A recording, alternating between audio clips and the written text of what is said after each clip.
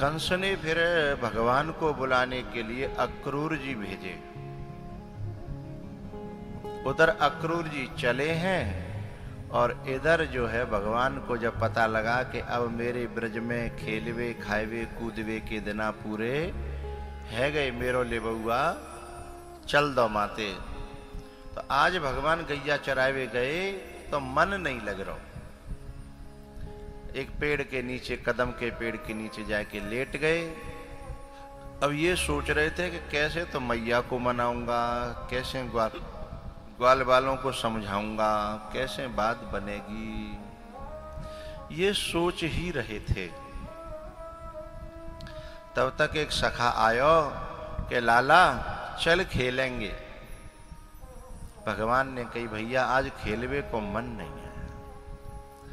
अच्छा ये बताओ भैया, हम काउदना बिछुड़ गए आपस में तो? तब तक एक सखा ने मुंह पे हाथ धर के कही लाला ऐसी बात मत करे। तो पता है जब तक तू मिलो नहीं हो तब तक तो हम जी ही रहे थे, पर अब जब ते तू मिलो है ना तब ते तेरे बिना अब जीवन की कल्पना मुश्किल है। इसलिए ऐसी बात मत करे। सब ग्वाल वाल इकट्ठे हो गए, बोले का बात है भैया आज तू इतने उदास क्यों है? अब भगवान समझने जिन बेचारे ने अबई कछु कल्य को पतो ना कल्य होगो का, इसलिए ये खुश हैं। लेकिन भगवान को तो पता है। भैया मुझे नहीं पता भगवान के उसमें कितना प्रेम रहा होगा, लेकिन हम तुम 7 दिन या एक जगह मिले हैं ना। कछु लोग 2% लोग मेरे पूर्व परिचित हैं, नहीं बाकी सब नए हैं मेरे लिए, और मैं तुमसे पर्सनली मिला भी नहीं हूं। लेकिन इन 7 दिनों के बाद मेरे बिछड़ने पर भी, हमारे तुम्हारे बिछड़ने पर भी मन आज वैसा नहीं है जैसा रोज रहता था।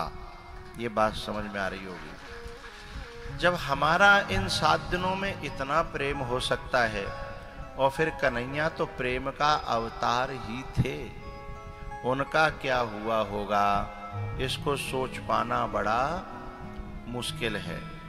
यूं तो हम लोग कथा जो संतों से सुनी है, पढ़ी है, वो कह रहे हैं, पर उस स्थिति तक पहुंच पाना बड़ा मुश्किल है। गाय हाँक दई वृंदावन के लिए वापस, तो क्या हुआ?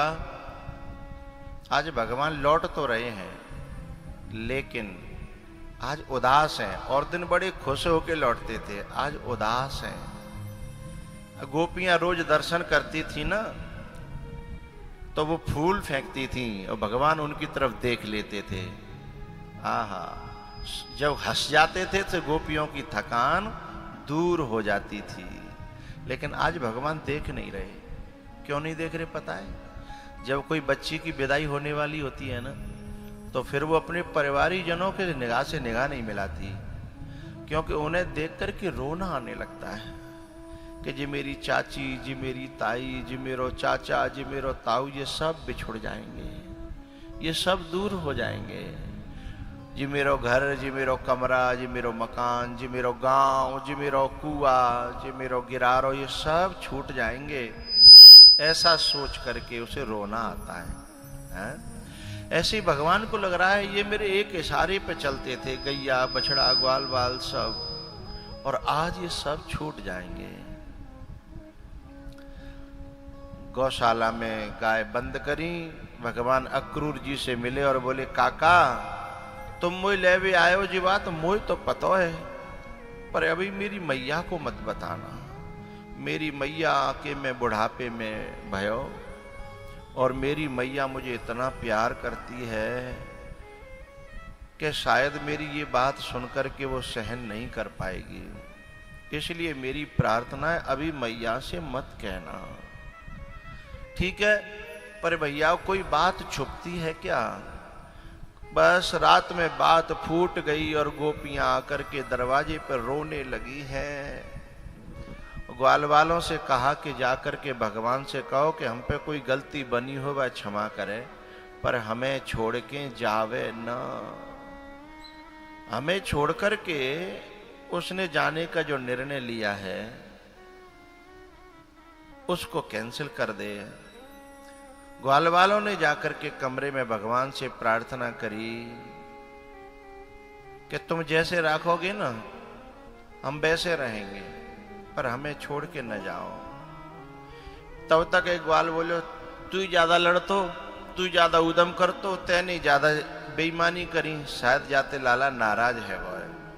भगवान को ये न केन प्रकार वो मनाने लगे हैं। इतने में का वह आधी रात पे जसोदा की नींद खुली और दरवाजे पर गोपियों का रुदन हो रहा था। मैया ने आकर के, अरे बाबरियो, अरे का है गो, मेरे द्वार पे काई गुरु रही हो। तब एक गोपी बोली, अरे भोरी बाबरी यशोदा तो पतो ना, अरे तेरे ऊपर पहाड़ टूटो विपत्ति को और तू सोए रही है। बोले का बात है? बोले वो अक्रूर है ना, वो हमारे लाला को लेवे आयो है और हमारो लाला हमें छोड़ के श्याम सकारी जाएंगे, नैन मरेंगे रोए। हे विधना ऐसो कीजियो, जासो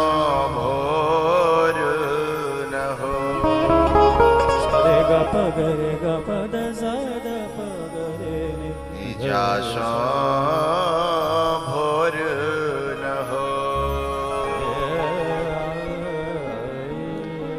मेरो लाला सकारे जाएगो, कहाँ जाएगो? दौड़ पड़ी लाला के कमरे की ओर। वहां ग्वाल वाल और भगवान सब थे। और जैसे ही कमरे में घुसी, भगवान ने माथा चरणों में टेक करके आंसुओं से चरण धो डाले। मैया ने उठा के देखा, आंखों में आंसू, समझ गई। बोले, लाला मैं का सुन नहीं हूं, जी बात सही है? भगवान ने कहा, हाँ मैया, मेरे खेलवे खाइवे के दिना पूरे है गए, अब मैं कर्तव्य के मार्ग पे जानो है। भैया एक न एक दिना तो सबको ही बिछोड़ना पड़ता है ना, चाहे भैया भैया हो, चाहे बहन भैया हो, चाहे माँ बेटी हो, चाहे माँ बेटा हो। जब कर्तव्य के मार्ग पे जाना होता है तो कोई कहीं चला जाता है, कोई कहीं चला जाता है, कोई कहीं चला जाता है। मैया सदा तो कोई एक संग रहो नहीं। माँ कर मन सो मिलिबो भयो, कर्म ही तो बिछुड़ा। करमन सो मिलिबो भयो। मैया जाको जितने दिना को संग लिखो जाके साथ में, उसका उतने दिन का संग रहता है। मैया मुझे आशीर्वाद दे कि मैं कर्तव्य के मार्ग पे जाऊं और सफल हो जाऊं। जब ऐसी बात भगवान करने लगे ना, तब मैया ने कहा, बेटा ते कुंडली पंडित जी ने बनाई थी, तब कहा था कि जसोदा तेरो लाला राजा बनेगा। मुझे बड़ी खुशी भई, पर माने जब जे कही ना कि तेरो लाला जब राजा बनेगा तो तू खोए बैठेगी, फिर तो मिलेगा नहीं, तुझे छोड़ करके हमेशा हमेशा के लिए चला जाएगा। लाला मोए लगती है बेईदना आएगा का, तू ऐसी बात करने लगा जो आज ते पहले तेने कबू ऐसी बात नहीं करी। जसोदा रो पड़ी, बोली, बेटा मैं तो रोकूंगी नहीं, पर एक प्रार्थना है। तू राजा बनेगो, तेरे महल होंगे, नौकर चाकर होंगे, दास दासी होंगे, तो मेरी एक प्रार्थना का कोने में अपनी या बूढ़ी मैया को काऊ नौकरी पे राख लियो, तो देख लो करूंगी सवेर सुबह शाम, तो मेरो बुढ़ापा कट जाएगा। और नहीं तो तेरे बिना जब वृंदावन में हम न मर पाएंगे और न जी पाएंगे। बेटा तू जो काम बतावेगो ना, गोबर पानी को हम करते रहेंगे। लेकिन अब तेरे बिना जीना बड़ा मुश्किल है। पूरी रात ऐसे ही कट गई। सुबह जब हुई तो मैया जो है भगवान को तैयार करती है। और दिन तो बड़ी खुश होती थी, लेकिन आज रो रो के तैयार करती है। माखन खिलाया है, दही खिलाई है, मोर मुकुट बांधा है, टीका लगाया, माथे को चूम करके लिपट के रो पड़ी। भगवान जिनके साथ चोरी करते थे, गैया चराते, उन सखाओं से प्रभु मिले हैं। और एक कोने में एक सखा जो बहुत गरीब था, मधुमंगल, भगवान गले लिपट के रोए। सखा बोलो, भैया तेरे जिन सखन में और तो पैसा बारे हैं, मैं तो बहुत गरीब हूं। मैंने तो तेरे बल पे चाय जाके घर में घुस के माखन खायो, अब तक मैं तो तेरे बल पे जी तो रहो। अब तू चले जागो तो हमें घर में को घुसन देगो, हमारो का होगो। ये सब तो तेरे सब पैसा बारे हैं, कहू पे गैया है, कहू पे खेत है, कहू पे कछू है, मेरो का होगो। तब भगवान ने गले से लगा के कहा, मित्र मेरा दास कभी भूखा नहीं मरता, चिंता मत करना। एक कोने में नंद बाबा रो रहे थे। भगवान जाकर के पांव छूते हैं। नंद बाबा ने गले से लगा लिया। ई मन है व्याकुल, नयन सजल है, कैसी कठिन विदाई हो। ई सूरज के संग डूब रहा मन, ये कैसी बेरा आई हो। ई जिसके हमें सब कुछ भूला थी, वह वस्तु पराई हो। कड़वे विष से भी कहीं बढ़कर कड़वी रहत सच्चाई हो।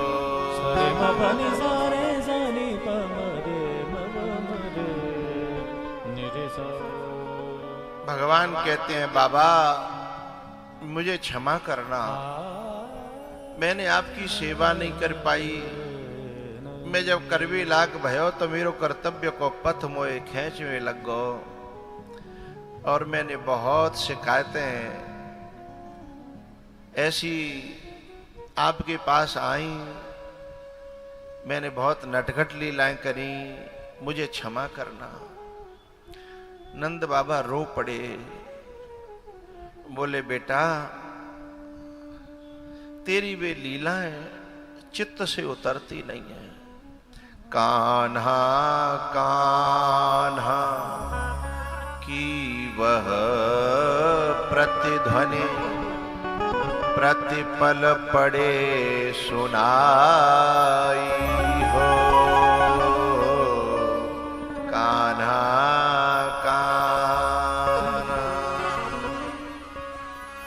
अक्रूर जी ने कहा, भगवान देर हो रही है, बैठो रथ में। भगवान जब रथ में बैठे हैं, आगे गोपियां लेटी थी, हमारे ऊपर से ले जाओ। गोपियों ने कहा कि हम जी करके करेंगी क्या। भगवान ने उतर कर उनको समझाया। पीछे मैया यशोदा बेहोश हो गई। मैया ने जब मैया बेहोश हो गई तो भगवान दौड़ के लौटे हैं, फिर मैया को जगाने लगे। मैया मैया मैं अभी कहूँ ना गयो, अभी यहीं पे हूँ, तू आंखें तो खोल। और जैसे ही माँ यशोदा आंखें खोलती है, आंसुओं की धार दोनों तरफ बंधती है।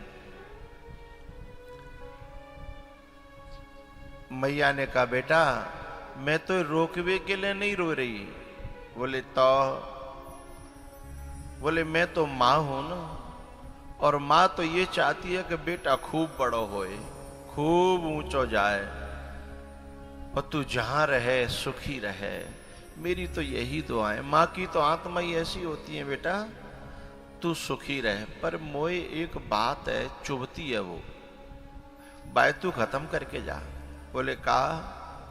बोले मैंने अपने नेकसे से नुकसान पे मैंने तू एक दिन मार्यो हतो और तू मैंने उखलते बांध्यो, पूरे दिन भूखो प्यासो उखलते बंध्यो रहो।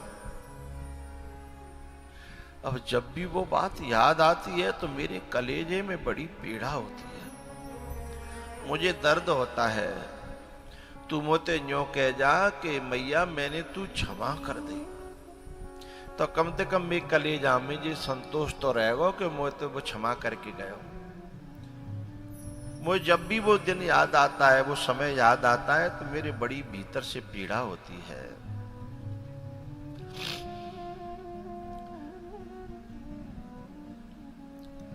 माताएं पहले तो बच्चे को मारना नहीं चाहती हैं, और यदि किसी कारण बस ज्यादा क्रोध आ जाए तो 10 घंटा तो मारे हुए के लिए ढूंढती हैं कि डंडा कहाँ है, लौद कहाँ है, लाओ जी है वो, और मिल तो ना पाए। जो परे सब मई है, जो मारने का उद्देश्य नहीं होता। लेकिन कभी कभी हाथ से यदि ज्यादा ने करो थप्पड़ लग जाए कि लौद लग जाए, तो थोड़ी देर बाद बालक जो खेलने लगता है, भूल जाता है। लेकिन माँ पूरे दिन गाती है कि आज मैंने जी बहुत मार्यो है, आज मैंने बहुत पीटो है। देखियो एक कमर पे लौद उछल रही है, मैंने आज जाके पीठ लाल पार दी, फिर नीली पर गई है। पूरे दिन रोती है, पूरे दिन, क्योंकि माँ का कलेजा होता ही ऐसा है। कितना निर्मल और पावन है माँ बेटे का नाता। इनो मास गर्भ में धरती, उस माँ को शीश झुकाता। बेटा कोई माँ से रूठे, माँ 100 बार मनाए। यदि माँ बेटे से रूठे,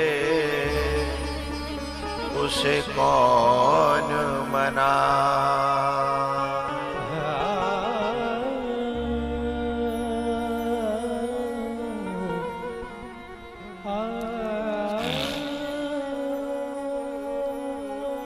इस दुनिया में जितने नाते हैं ना,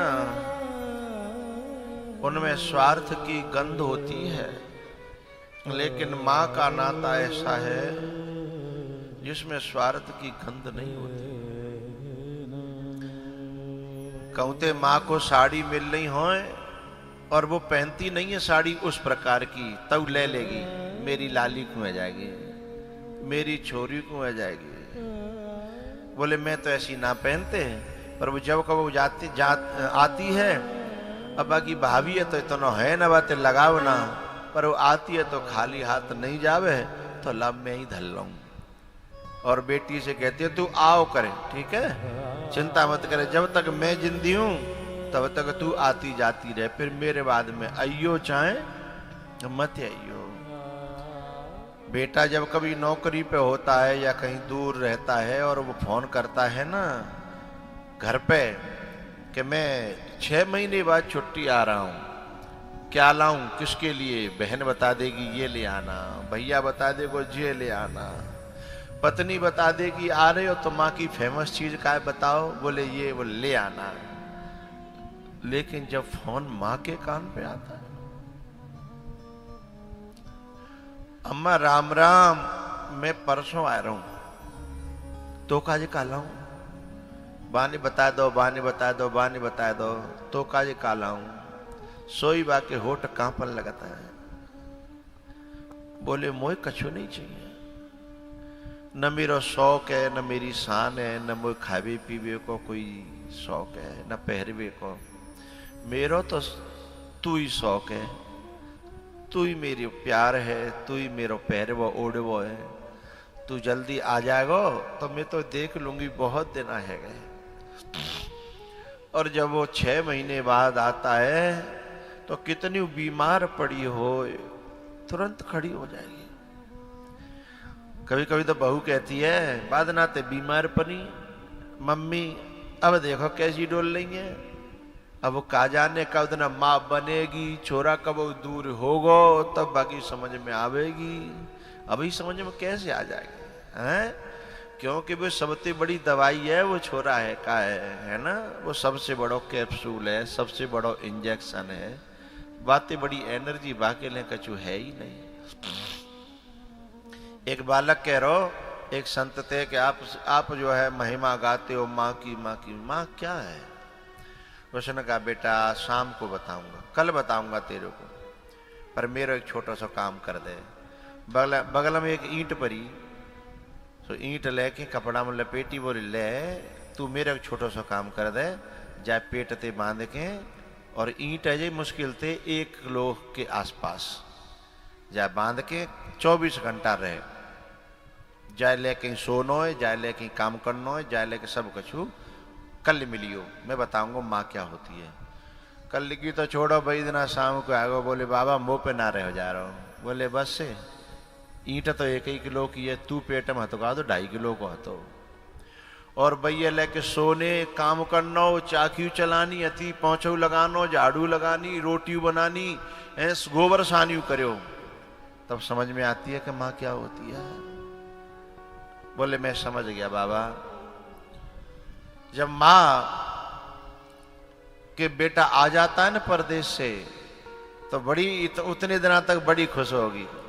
जब जाएगो तो फिर परावटी बनावेगी, अचार की मिर्च धरेगी, सूखी सब्जी बना देगी, और कई रास्ता में खा लियो, और बाकी सामने कम रोवेगी। फिर वो चले जाओ तब पीछे ते रोवेगी। फिर भाई रोटी की थाली लगा के देखो, ले मम्मी रोटी खा लो, बाकी हल्का में जाती नहीं है। ले का बात है क्यों ना खा रही? बोले इतने दिन आप पीछे आयो, अब फिर चलेगो, अब मेरो बुढ़ापा है, पता नहीं अगली बार मिलेगो के न मिलेगो, अब मेरी सांसों का कोई भरोसा तो है नहीं। लेकिन भैया दुख तब होता है ऐसे बलिदान करने। अच्छा एक बात और बताता हूं, हमारे हिंदुस्तान का एक नियम है, जब तक वस्तु है तब तक उसकी कीमत नहीं है, और जब नहीं होती ना तब पता लगता है उसकी कीमत क्या है। चाहे वो पानी हो, चाहे ऑक्सीजन, चाहे वो माँ है। लेकिन यदि वो रहने पर कीमत समझ में आ जाए तो बाद में पछतावा नहीं होगा, और रहने पर कीमत समझ में नहीं आई तो बाद में सिवाय रोने के, सिवाय आंसू बहाने के, सिवाय कलेजा फटने के और कुछ मिलने वाला नहीं है। मुझे दुख तब होता है कि जब इतना करने वाली माँ निस्वार्थ करती है, उसके बाद जब औलाद बड़ी हो जाती है और वो कमाने लगती है, और फिर भाई जरूरत पड़े तो वो मांग नहीं पाती है। मांगने से पहले बाकी होठ कपकपाने लगते हैं, क्योंकि माँ ने हमेशा बेटा देवो सीखो है, मांगवे को अभ्यास ही ना है। अरे और तो और प्रसाद भी मांग ले जाती है तो अपने साड़ी के छोर में बांध के और बेटा के लिए ले जाती थी। मान देवो सीखो, मांगवो ना सीखो। लेकिन बहुत से बेटा तो बहुत अच्छे होते हैं कि माँ की जरूरत से पहले ही माँ के बटुआ में 2-4-6 हजार रुपया हमेशा डाल के जाते हैं। वो कहेगी ना बेटा वो कोई जरूरत ही ना, वो काम ही ना कर। बोले कोई बात ना है अम्मा रख ले, हैं तू जब तू मरेगी तो छोड़ के हमें को तो धर के जाएगी, जो रहेगी वो तो कहाँ ले जाएगी, हमें को धर के जाएगी। बस हमारे मन की संतुष्टि है कि हम तैने इतने बड़े करे, तैने इतने पारे, तैने इतनो कष्ट सहन करो। हम मेरी जनरेशन के जो बालक हैं ना, उनके माँ बापों ने एक बहुत बड़ा दुख देखा उस जमाने में। अब तो सुविधाएं हैं गई, लेकिन उन्होंने उस जमाने में इतने दुख सहे, इतने कष्ट सहे हैं कि बेटा को उस कष्टों को समझना चाहिए। और धन्यवाद के पात्र हैं वो बेटा जो उस कष्ट को समझते हैं और समझते हुए उनकी सेवा, उसके बदले में उनकी सेवा करने की कोशिश करते हैं। कुछ बच्चे मेरी ऐसे संपर्क में हैं जो इन्होंने अपने माँ बाप को गोद ले लिया है। पता है, जैसे बुढ़ा बचपन में हमें माँ बाप गोद लेते हैं ना, ऐसे ही हमें बुढ़ापे में अपने माँ बाप को गोद ले लेना चाहिए। उन्हें अपना बच्चा बना लेना चाहिए, बच्चों की तरह खेलना चाहिए। बड़े खुश होते हैं क्योंकि बच्चा मन जो है उनका बच्चे जैसा हो जाता है। तो मेरे संपर्क में कुछ ऐसे बालक हैं जो अपने माँ बाप के साथ खेलते हैं, कूदते हैं। हमेशा जो है 2, 4, 6, 10 हजार उनकी जेब में, उनके बटुआ में जबरदस्ती डाल देते हैं। यानी ऐसे बच्चों को मैं बहुत प्यार करता हूँ, बहुत नमन करता हूँ। वे बालक मुझे अच्छे नहीं लगते जो ये कह करके मम्मी पे क्या कमी है, अम्मा पे क्या कमी है, हमारी अम्मा खेत खा रही है, हमारी अम्मा घरे खा रही है, हमारी अम्मा पे क्या कमी है, अम्मा पे तो खूब है, अम्मा पे तो खूब है। पर तो जो मिल लो का है अम्मा की कृपा ते बामे ते तेरो तो कछु फर्ज है ना, बामे ते तेरो तो कछु इंसानियत बनती है। तो ऐसे शब्दों का प्रयोग माँ बाप के लिए कभी मत करना, क्योंकि वो रो तो सकते हैं, वो तो किसी से शिकायत भी नहीं कर पाते, क्योंकि वो जानते हैं कि जब में मेरी बेटा की बदनामी होगी। हैं? तो एक बात और मुझे बतानी है, जैसा हम माँ के साथ व्यवहार कर देते हैं कभी कभी गलत, ऐसा कभी पत्नी के साथ करके देखना। बहुत मुश्किल हो जाएगा जिंदगी जीना। और माँ के साथ गलती हो भी जाए ना, तो तुम देखना 4-6 दिन बाद जब लौट के जाओगे तो माँ तैयार बैठी होगी क्षमा करके, हैं? जाके तुम नेक पाँव छियो सोई माथे पे हाथ रख देगी। मैं तो इंतजार कर रही तू आवेगो ने, मैंने समझी कि तुम यो को बुरो तो मनाओ। अरे अम्मा मम्मी को कछु बुरो माने वो बेटा, हैं? तू मेरा बेटा है, मैं तेरी माँ हूं। अपने आप ऐसो देवता तीनों लोकन में कहूं मिलेगा नहीं, मिल जा तो बता दियो। राम दरबार में जिंदगी भर दर्शन करके जाओगे, शायद तुम्हारे सिर पे हाथ रखेंगे कि रखेंगे नहीं रखेंगे मुझे नहीं पता, लेकिन माँ का जैसा देवता। और तुम्हें मैं बताना चाहता हूं कि माँ के दिल से जो धुआं निकलती है ना, उसे ब्रह्मा विष्णु महेश भी मिटा नहीं सकते। उन्हें अथॉरिटी दी है माँ को भगवान ने कि तू जो दुआ देगी उसे पूरी मैं करूंगा। उसको भगवान पूरा करता है, तो माँ की दुआ लेनी चाहिए।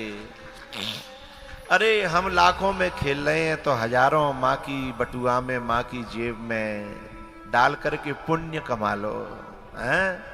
एक दिन मैंने एक तस्वीर देखी थी, एक बूढ़ी डोकरी और एक मंदिर में, दुर्गे मैया को मंदिर और बाको तारो लगे और बाकी जो जाली थी किवाड़ की, किवाड़ में ते दुर्गे मैया ते कह रही, मैया मेरो बेटा तो भोग लगा के गया। हाँ देखो ये एलईडी में देखो ये सीन है, ये बूढ़ी माई है जो दुर्गे मैया के मंदिर में और झांक करके मैया से कह रही है, मैया मैंने सुनी है कि मेरा बेटा तुझे 56 भोग लगा के गया है, नीचे पड़िएगा जरा। मुझे तो 2 वक्त की रोटी भी तानों के साथ मिलती है। क्यों मैया, उस मेरे बेटे को सद्बुद्धि देना कि उसके घर में भी एक दुर्गे मैया बैठी है, यदि 2 रोटी चुपड़ के सम्मान के साथ दे दे तो उसे आशीर्वाद मिलेगा। तो मेरा कहना है भैया, यदि माँ तुम्हें गलत लगती हो, भोरी बाबरी हो सकती है, पर तुम्हारा बुरा नहीं चाहती, माँ पढ़ी लिखी नहीं है, बा जमाने में किताबें नहीं आती, स्कूल नहीं आते हैं, तो पढ़ी लिखी तो नहीं है, होशियार तो नहीं है, पर उसके पास दिल है, उसके पास दुआएं हैं, ले सको तो ले लो। और तुम जो है व्यवहार में ज्यादा इंटेलिजेंट बने रहो कि माँ ऐसी होनी चाहिए, वैसी होनी चाहिए, क्योंकि ध्यान रखना, और सारे रिश्तों में तुम्हारे पास ऑप्शन है। तुम्हें समधी कैसो चाहिए, पत्नी कैसी चाहिए, हैं, सालों कैसो चाहिए, ऑप्शन है। लेकिन माँ तुम्हारे पास ऑप्शन नहीं है माँ को चुनने का, क्योंकि ये रिश्ता भगवान का दिया हुआ है। माँ भगवान का ही रूप है, इसलिए उस माँ का कभी दिल मत दुखाना। माँ का दिल ना दुखा,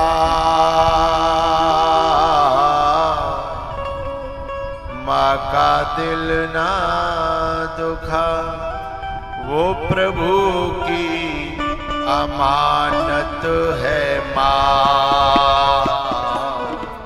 माँ का दिल ना दुखा।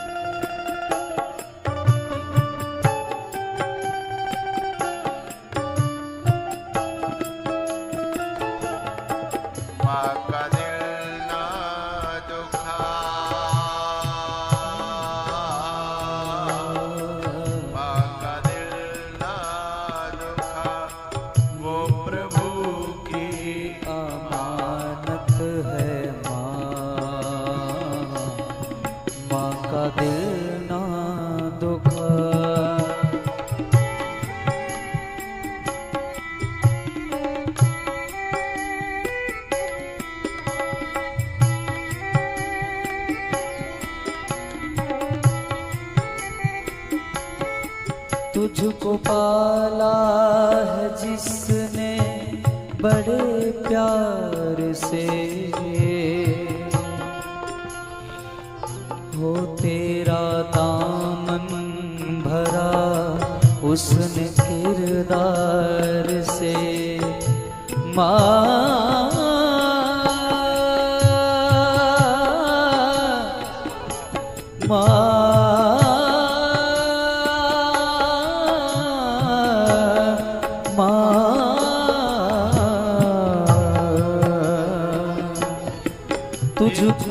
एक पति पत्नी शहर में रहते थे, गांव में माँ रहती थी। 15 साल हो गए, बहू जो थी वो मिलने नहीं जाने देती कि तू माँ पेंशन दियावेगो, पैसा दियावेगो, कलिश करती थी। माँ भी जो है इंतजार तो करती थी। 15 साल हो गए। एक दिन क्या हुआ, मेले में गया, पति पत्नी और उनका बच्चा था 5-6 साल का, और मेले में बिछड़ गया। और जब मेले में बिछड़ गया, 2.5 घंटा बिछड़ा रहा। ये माँ जो है ना, बच्चे की माँ 2.5 घंटे में बेहोश हो गई, बीपी बढ़ गया, जाने क्या क्या परेशानियां हुई, मरी नहीं, सब कर्म हो गए 2.5 घंटे मात्र में। उसके बाद बच्चा मिल गया, आवाज लगी माइक में, बच्चा खो गया हो, किसी का यहाँ से ले जाओ। जब वो बच्चा मिला ना, तो जो से एक झटका लगा उसे। बच्चा मिलते ही पति ने कहा कि चलो घर चले। बोले ना, घर नहीं चलेंगे, हम गांव चलेंगे। बोले काहे? बोले मोए 2.5 घंटा मुझे पता पड़ गई है, बेटा है दूर रहवे थे, माँ की हालत क्या होती है, और मेरी वजह से तुम 15 साल से अपनी माँ से दूर हो। तो भगवान ने जो मुझे झटका दे के सिखाया है कि माँ से बेटे को दूर होने पर क्या हालत होती है, इसलिए गांव चलेंगे। और तुमको तुम्हारी माँ कितना प्यार करती है ये मैं जानती हूँ। चलो, या तो मम्मी को लेके आएंगे या फिर हम गांव में ही रहेंगे। अब मम्मी से दूर तुम नहीं रहोगे। मुझे 2.5 घंटे में पता लग गया। वे दोनों गांव गए और डोकरी जो है द्वार पर बैठ के रोज इंतजार करती। काउ दिना तो आवे वो।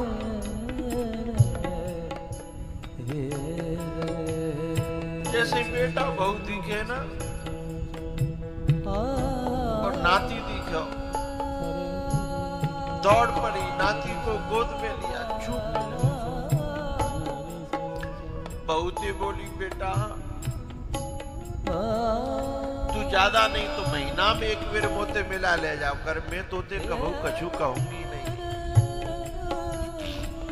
बहू ने पाम पकड़े, मम्मी हम आपको लेने आए, आप हमारे साथ शहर चलो।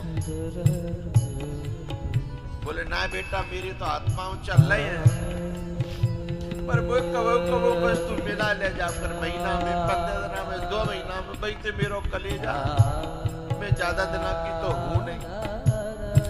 मैं तेरे आदमी पे ते 1 रुपया नहीं लूंगी, मैं तो रोज पड़ोस में काम करके आती हूँ, काम करती थी वो, झाड़ू पोछा करके आती हूँ, मेरा गुजारा हो जाता है, पैसा नहीं लूंगी। पर मोए तू अबे छोराते महीना 15 दिना 2 महीना में मिल लंदे।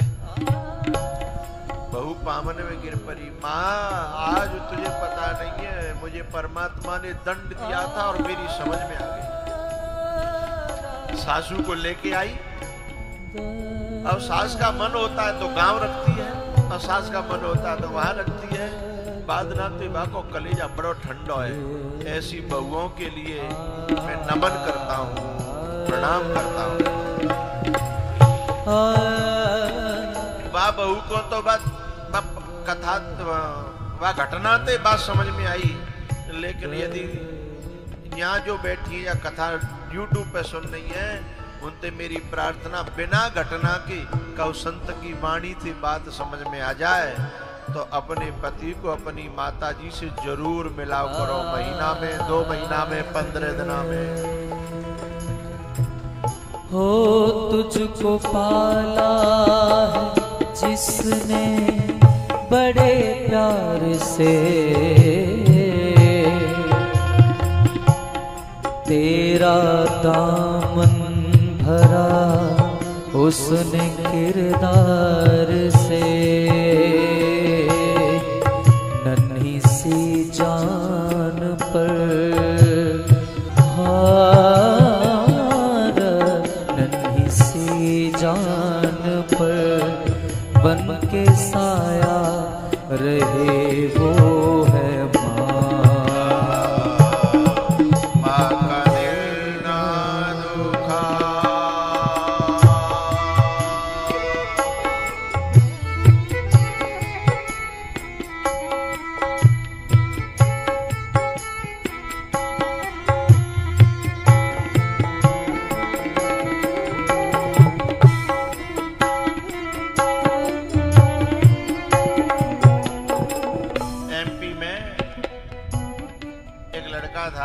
आर्मी में था, उसकी घर में मेरा आना जाना था। हुआ ऐसा कि मैं उसके घर गया तो उसकी माँ जो है मोते मिली। मेरा पूरा घर भक्त था, शिष्य था। मुझे देख के वो माँ रो पड़ी। मैंने की क्या बात है भैया? बोली मैं कहना नहीं चाहती बाबा, मैं दर्द में हूँ थोड़ा।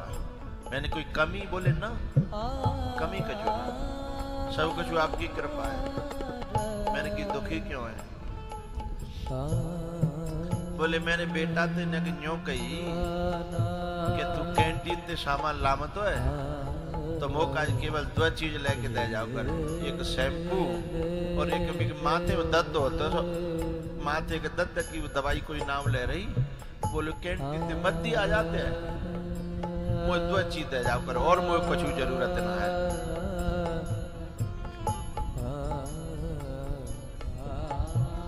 फिर मैंने कहा भयो? बोले लायो तो नहीं पर 50 सुनाए जरूर हो। तो खुला में और या तेरे छोटे छोरा को लाऊं, तो को लाऊं तेरी छोटी बहू को लाऊं। तू जो अपने बहाने थे और तू इनको दे देती है सामान, इसलिए हम तेरे को नहीं लाएंगे। मैंने कहा तो तू छोटी बहू को क्यों देती है फिर? बोली देती नहीं हूँ, बाथरूम में धरे हो वो कबूल लगा लेते तो बातें कैसे हाथ पकड़ूं? मैं भी तो माँ हूँ बाबा, है? मैं भी तो माँ हूँ। बस इसी बात में उस दिन से मुझसे नाराज है और वो 6 महीना हो गई बोलो ना है। 6 महीना है गए, सामान न लायो वो तो कोई बात ना है, मोदी बोलो ना।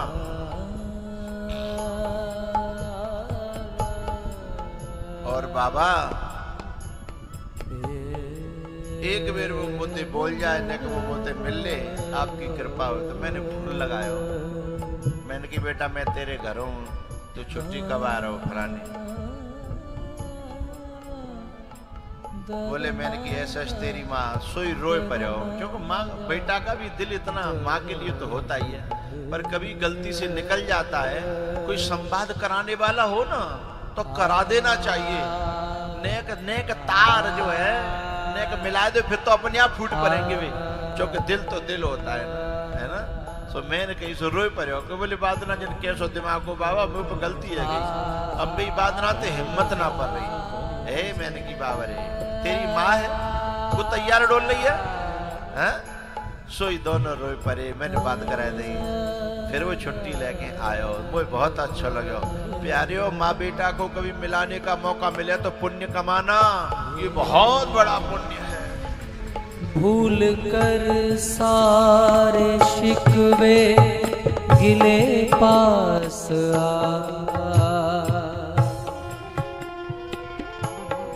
वो मिटा देगी दुनिया का हर गम तेरा। माँ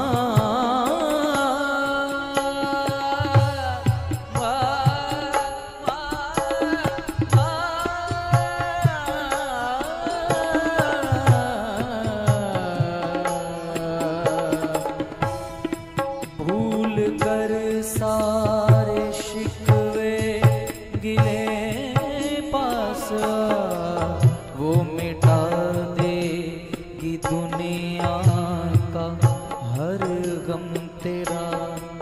तेरी दुश्मन नहीं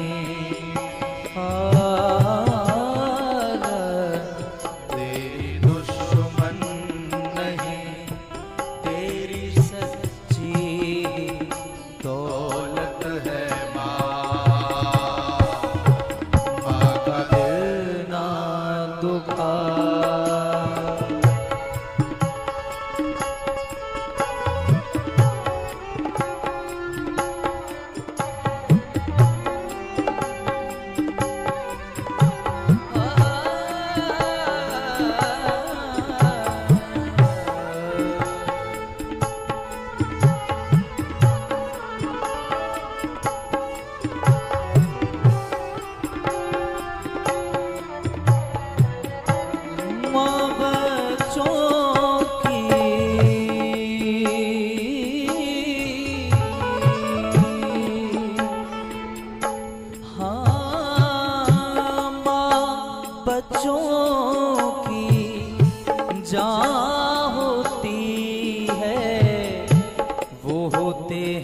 किस्मत वाले जिनके माँ होती है, जिनके माँ होती है।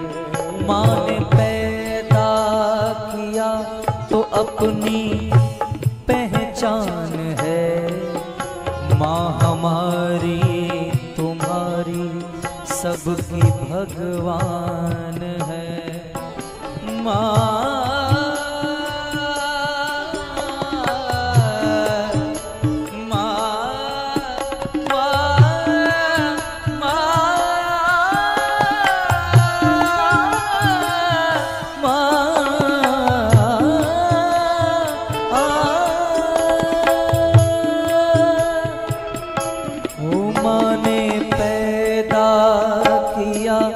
तो अपनी पहचान है।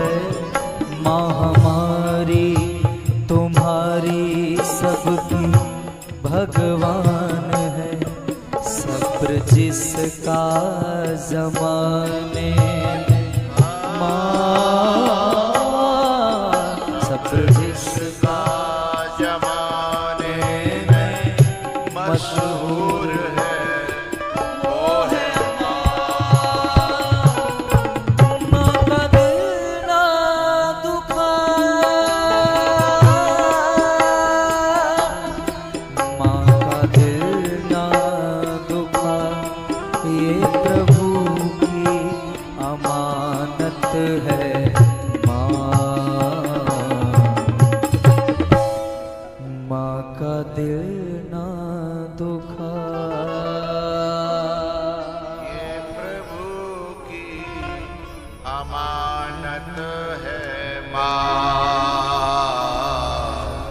माँ का दिल ना दुखा।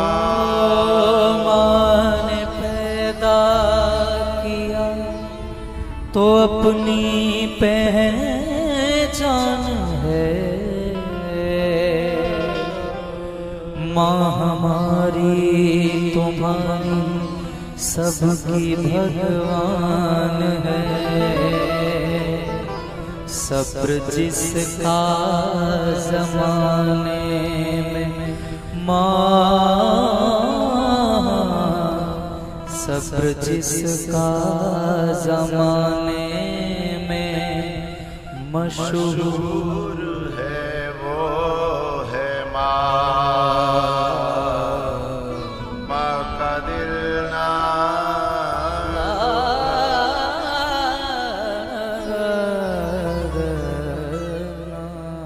भगवान ने अपनी माँ को समझाया और बोले, माँ तू ऐसे कह रही है कि मैंने तू बांध्यो जाबातों को दुख है। अरे माँ, तेरे बांधवे में जो सुख मिलो न मोए, इतना सुख तो मोए कबू वैकुंठऊ में नहीं मिलो। मैं तो चाहता हूं कि बार बार तेरे आंगन में आऊं और बार बार तेरे प्रेम के बंधन में बंधूं। माँ में तो मुझे बड़ो सुख मिलो, क्योंकि माँ तू तो जानती है मैं प्रेम का भूखा हूं और प्रेम के बंधन में बंधना भी मुझे अच्छा लगता है। मुझे वैसे थोड़े कोई बांध सकता है, वह प्रेम के बंधन में मैं तो खुद बंधा था। ऐसा समझा करके भगवान आगे बढ़ गए। रथ चला गया। गोपियां देखती रहीं।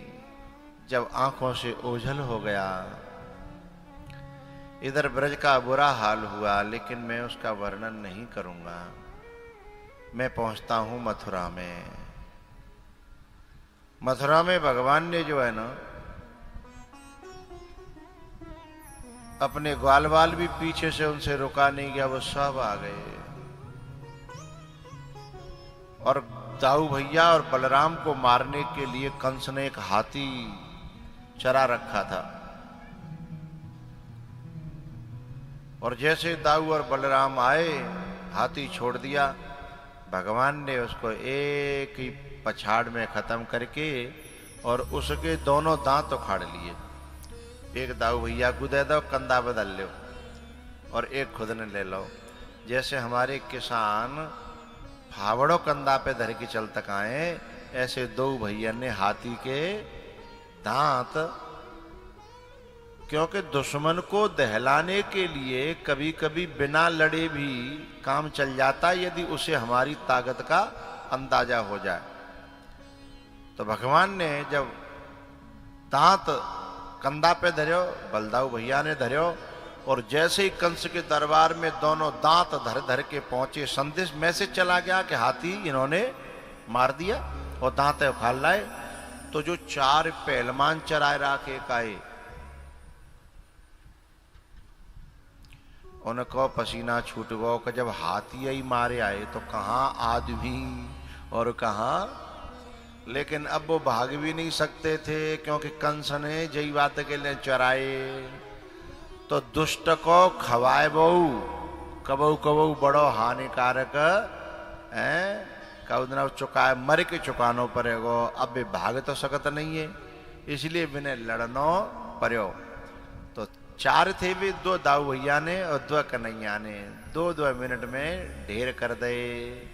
वो जो कुश्ती भई, वो कुश्ती नहीं थी।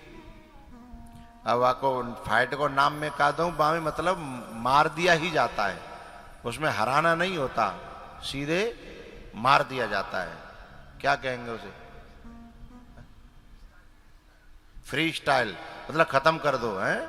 हाँ, ये WWE होता है और ये होता है, इसमें तो इसमें वो अधमर कभी कभी मर भी जाता है आदमी, लेकिन उसमें खत्म ही करना होता है। वो वाली कुश्ती थी वो, उसमें हार जीत नहीं थी, सीधे खत्म, खेल खत्म।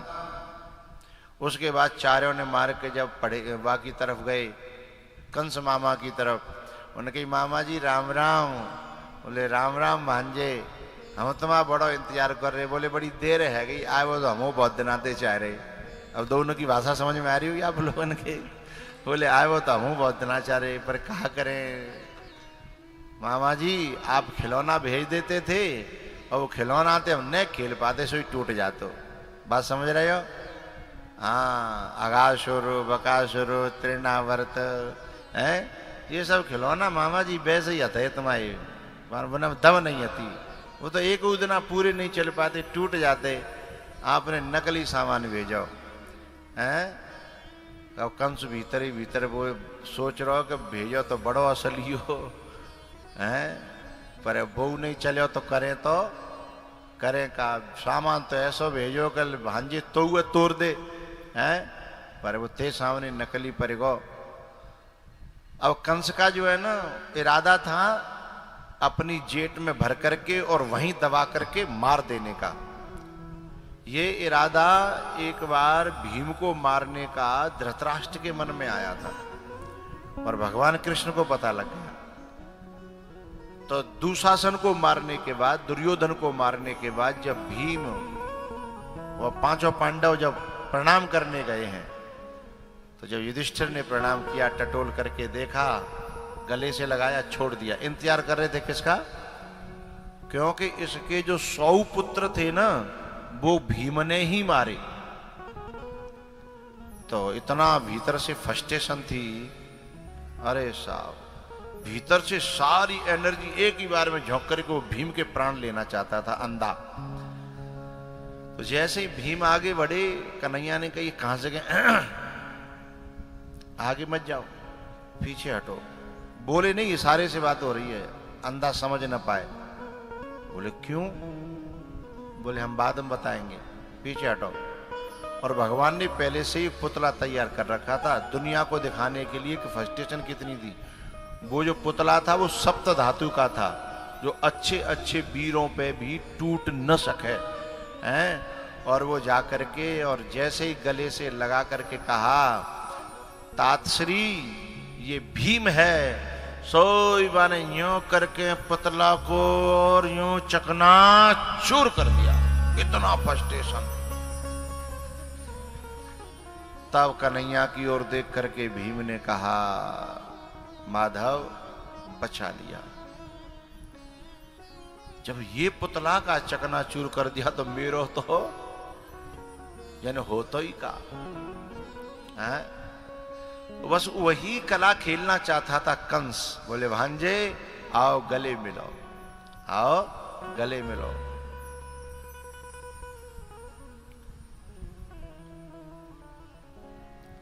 और जैसे ही भगवान गले मिले, लेकिन कंस ये नहीं जानता ये जो जिससे वो गले मिल रहा है वो ससीम नहीं है, वो असीम है। वो केवल एक पार्ट नहीं है, वो व्यापक है। वो केवल साकार नहीं है, वो निराकार भी है। ये भूल गया वो। और जैसे ही माने जोर लगायो तो भगवान तो सामने खड़े, वहां को हाथ खाली। तब बाकी समझ में आई कि अब ये ऐसे मरने वाला। सोई कंस ने सोची कि अब कैसे प्राण बचे, सो भागने लगे।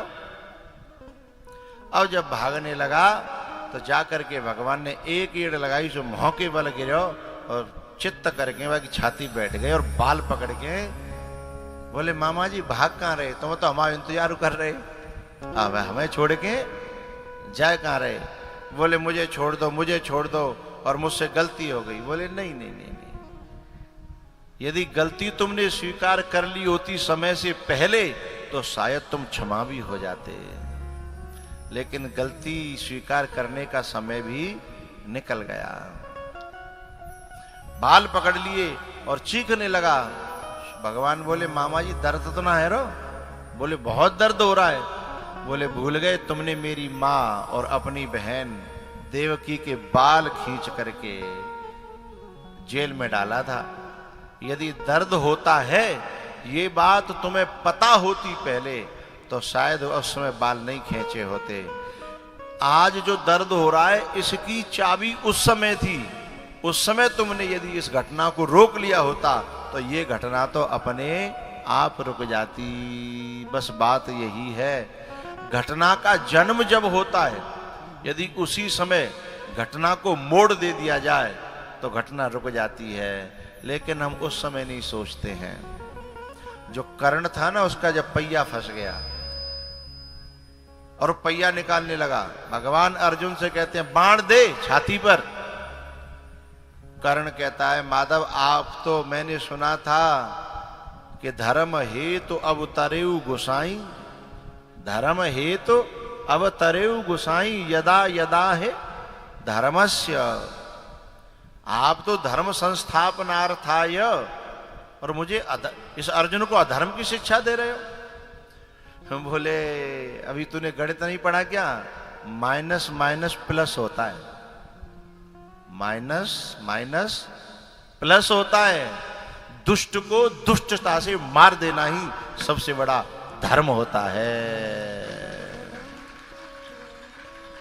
अधर्मी को जरूरी नहीं है कि धर्म का सहारा, क्योंकि पशु से लड़ने के लिए पशु बनना माइनस माइनस प्लस होता है। बेटा कहां तू धर्म की व्याख्या कर रहा है? अर्जुन भी खुद बोले नहीं नहीं मैं यह धर्म नहीं करूंगा। बोले अरे पागल,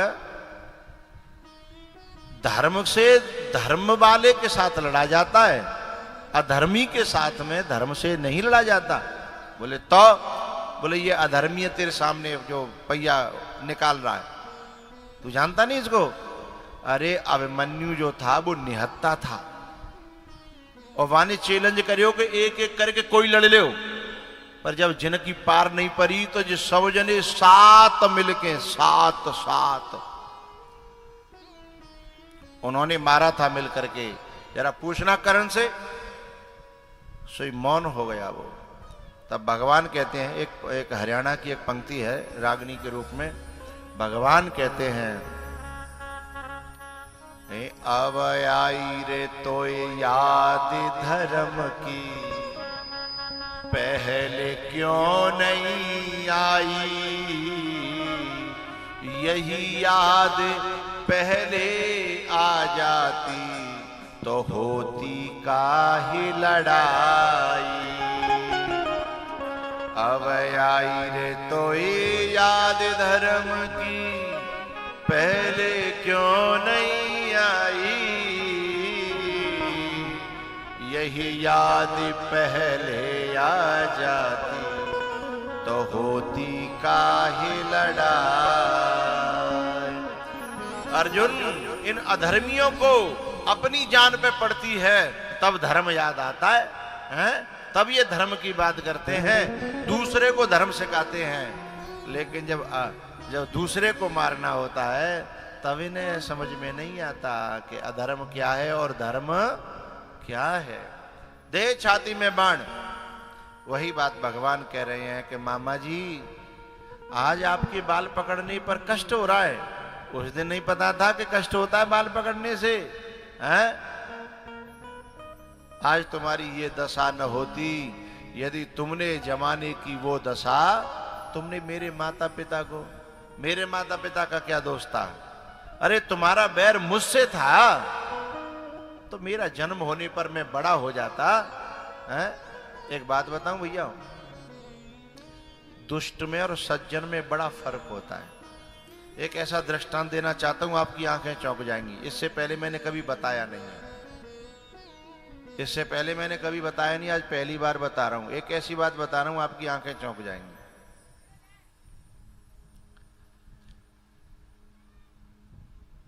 कंस को पता लगा कि इसके गर्भ से मेरा काल पैदा होगा, तो मां बाप को जेल में डाल दिया। वो तो मारना चाहता था लेकिन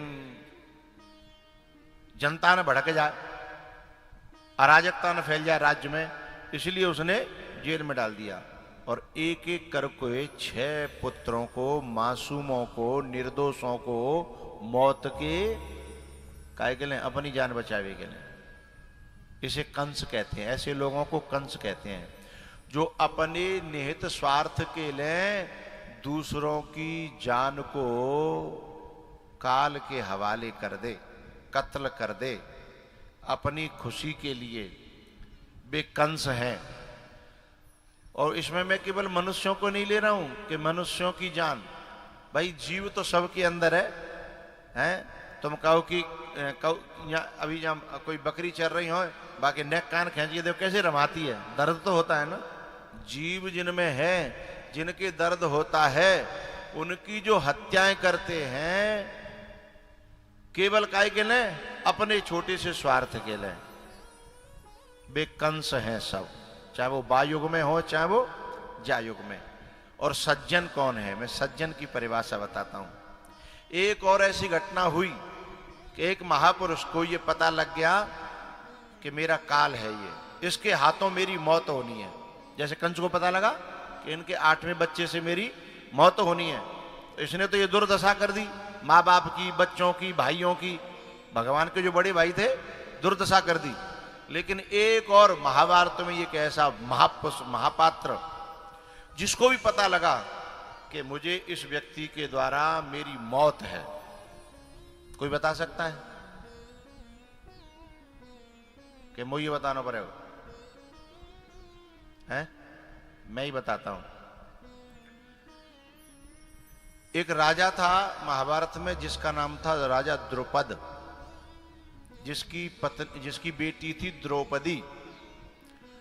उनकी जो है ना मित्रता थी द्रोणाचार्य से, और मित्रता में हो गई लड़ाई, वो लंबी कथा नहीं सुनाऊंगा।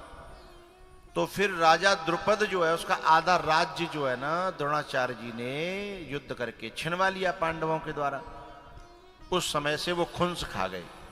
तो उन्होंने एक ऋषि को बुला करके यज्ञ कराया कि मुझे मेरे यज्ञ से ऐसा बेटा पैदा हो जो द्रोणाचार्य का वध करे। और उस यज्ञ से बेटा पैदा हुआ भी, जिसका नाम था धृष्टद्युम्न। द्रुपद का यज्ञ से बेटा पैदा, उसी से द्रौपदी पैदा हुई।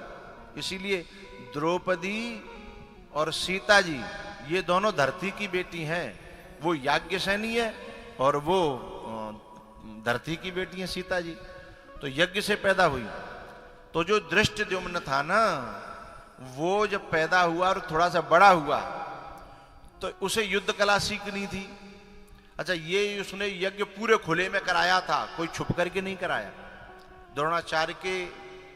द्रोणाचार्य को भी पता था कि मेरे मारने वाला पुत्र पैदा हो जाए, इसलिए उसने यज्ञ कराया है, और उसे पुत्र पैदा भी हो गया है। लेकिन उस समय का सबसे बड़ा धनुर्धर, शिक्षा देने वाला यदि कोई था तो वो द्रोणाचार्य थे, कोई था ही नहीं। अब द्रुपद अपने बेटे को कहां भेजा? तो द्रुपद ने कहा कि यदि तुझे विद्या लेनी है तो द्रोणाचार्य के पास जा। अब बात समझिए, कलेजा देखिए कितना बड़ा था। इसे कहते हैं सज्जनता, इसे कहते हैं धर्म। द्रोणाचार्य जी के पास में जब वो विद्या सीखने के लिए गया और प्रणाम किया, तो द्रोणाचार्य जी ने स्वीकार किया और रोज विद्या सिखाई, और उसी भाव से सिखाई जैसे पांडवों को सिखाई। जबकि ये पता था ये मेरा वध करेगा, ये मेरे वध के लिए ही पैदा हुआ है, ये पता है।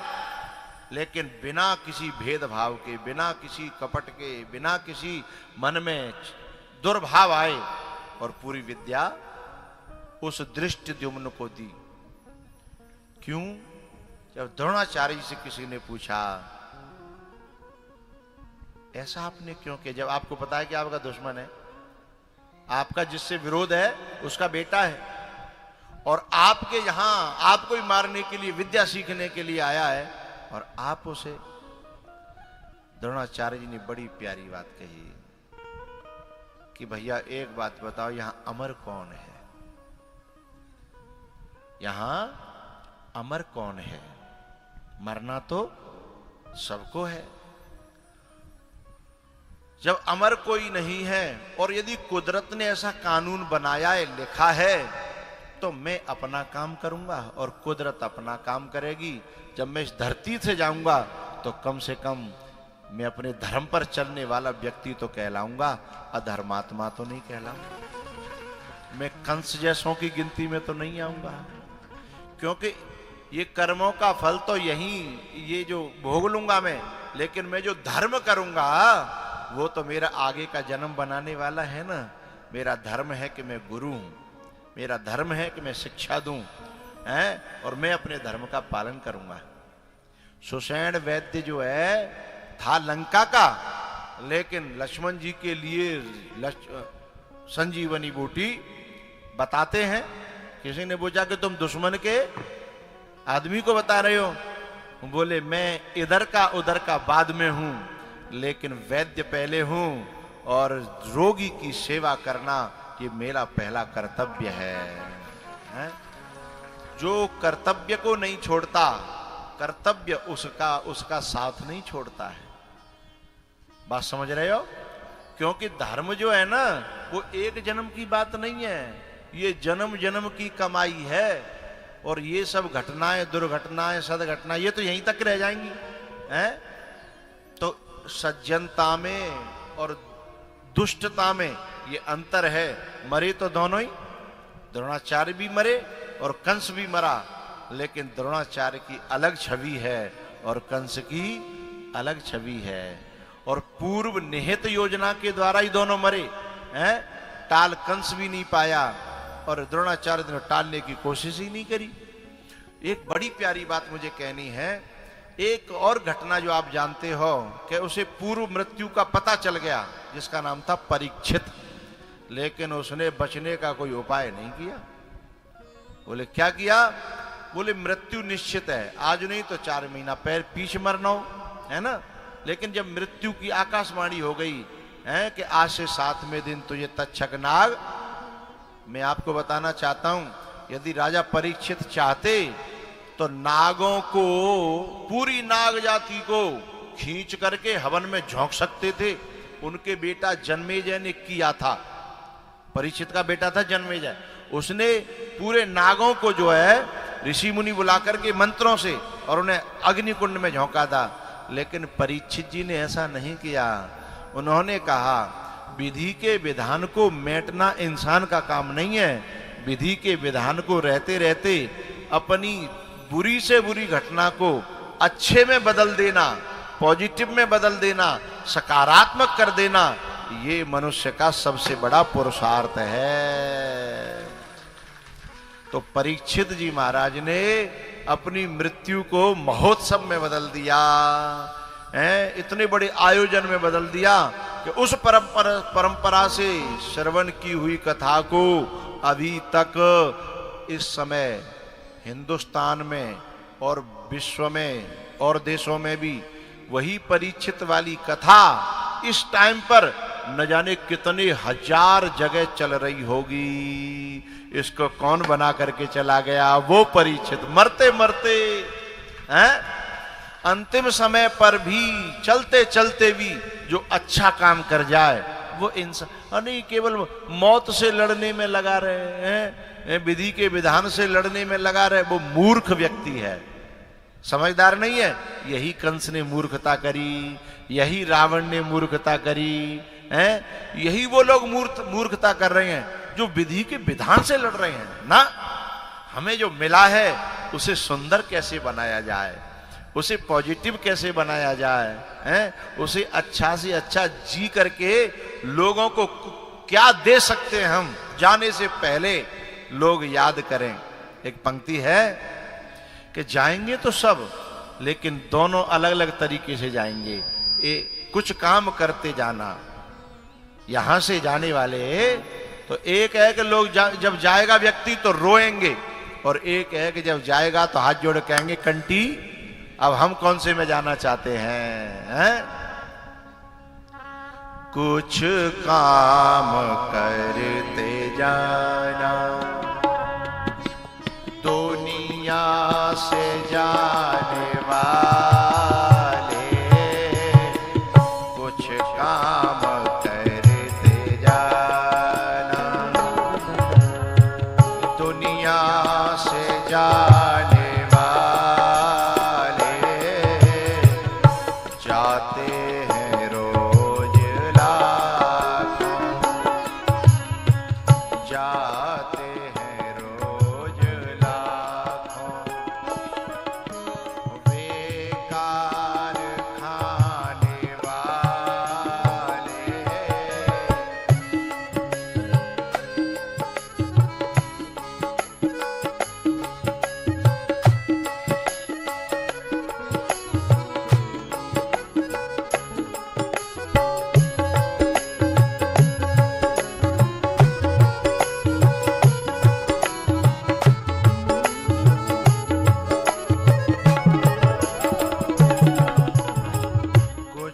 काम करते जाना। ये दुनिया से जाने वाले जाते हैं रोज लाखों, बेकार खाने वाले कुछ काम करते जाना। ये नाव तो चलती जाएगी, चाहे हंसता जा और चाहे बोला करो, चाहे हंसता जा चाहे रोता जा। ये नाव तो चलेगी, लेकिन जो चाहे रो के काट लो चाहे हंस के काट लो, अमृत हो या जहर का प्याला पीना तो हर हाल में, दुख में कटे या सुख में बसर हो और जीना तो हर हाल में। तो जिसने ऐसा काट शुरू कर दिया है जिंदगी को महोत्सव बनाना, वह व्यक्ति आदरणीय है। बोलो शंकर भगवान की, हनुमान जी महाराज की जय जय।